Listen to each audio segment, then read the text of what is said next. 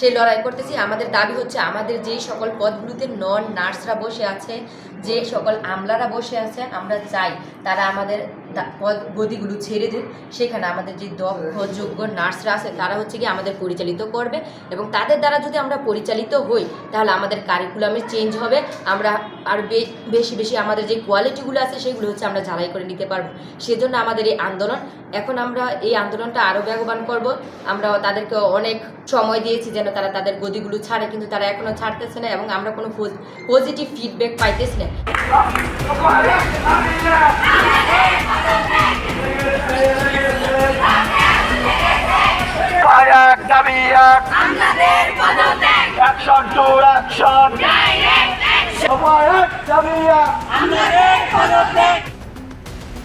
বিভিন্ন দাবিতে মানিকগঞ্জে নার্সিং ও মিডওয়াইফারি নার্সদের কর্মবিরতি পালিত।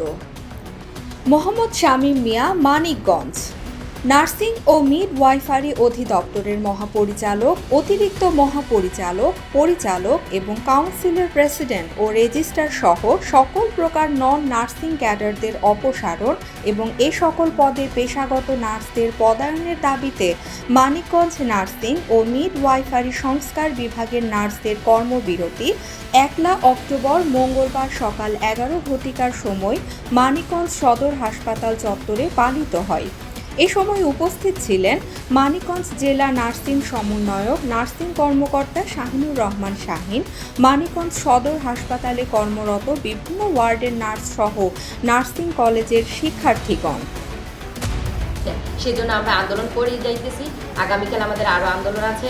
সেখানে হচ্ছে গিয়ে আমরা কর্মবিরতি থাকবে 9টা থেকে 2টা অবধি 5 ঘন্টার কর্মবিরতি। সেখানে আমরা আশা করতেছি আমাদের সকল যে সিনিয়র স্টাফ নার্স আছে সকলে থাকবে, এবং আমাদের মানিকগঞ্জ নার্সিং কলেজ, আকৃত মিচুকো এবং অন্যান্য নার্সিং কলেজ, যে সকল প্রাইভেট নার্সিং কলেজ মানিকগঞ্জ জেলার মধ্যে আছে, সবাই আমরা একসাথে হয়ে আমাদের যে আগামী আন্দোলন সেটা আমরা হচ্ছে ফলপ্রসূ করব। আজকে দীর্ঘদিন যাবৎ মানিকগঞ্জ নার্সিং কলেজ এবং আমাদের 250 শয্যা বিশিষ্ট জেনারেল হসপিটাল মানিকগঞ্জ এবং আরও যে প্রাইভেট নার্সিং কলেজগুলো আছে মানিকগঞ্জে আমরা সম্মিলিতভাবে একটা আন্দোলন কেন্দ্রীয় কমিটির নির্দেশনা অনুসারে পালন করে আসতেছি।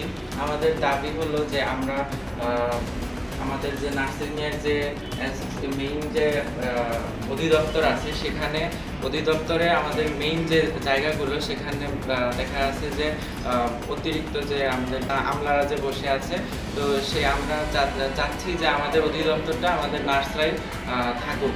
তো এই জন্য আমরা চাচ্ছি যে আমাদের অধিদপ্তরে আমাদের নার্সরাই থাকুক। আমাদের বর্তমানে নার্সিং একটি স্বতন্ত্র পেশা। নার্সিংয়ে আমাদের দেখা গেছে যে বিএসসি থেকে ডিপ্লোমা থেকে শুরু করে বিএসসি, মাস্টার্স, পিএইচডি পর্যন্ত হায়ার লেভেলের একদম সব রকমের শিক্ষাই আছে, সব ধরনের শিক্ষাই আমাদের নার্সিংয়ে চালু আছে।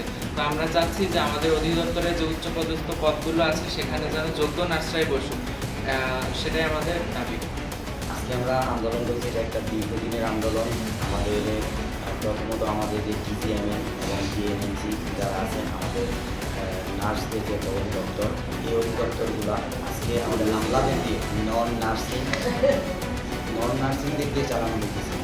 যদিও আমাদের নার্সদের মধ্যে থেকে পিএইচডি ডক্টরেট করা অনেক যোগ্যতা সম্পন্ন পার্সন থাকা সত্ত্বেও আমাদের অধিকার বুঝাই দিতেছে না। আমরা আমাদের অধিদপ্তর অন্যদের দ্বারা ভাড়াটিয়াদের দিয়ে ধারা শোষিত নিষ্পেষিত হইতেছি।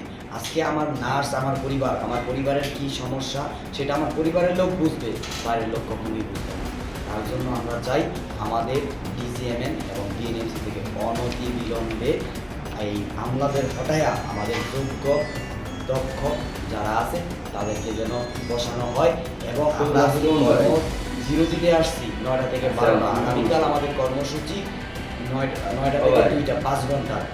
শুধু তাই না, আমাদের যতক্ষণ পর্যন্ত দাবি আদায় না হবে ততক্ষণ পর্যন্ত আমরা আমাদের আন্দোলন চালায়া যাব। প্রয়োজনে অনশনে যাব, যাই করা লাগে আমরা যাব, কিন্তু আমাদের দাবি আদায় করে ছাড়বো ইনশাআল্লাহ।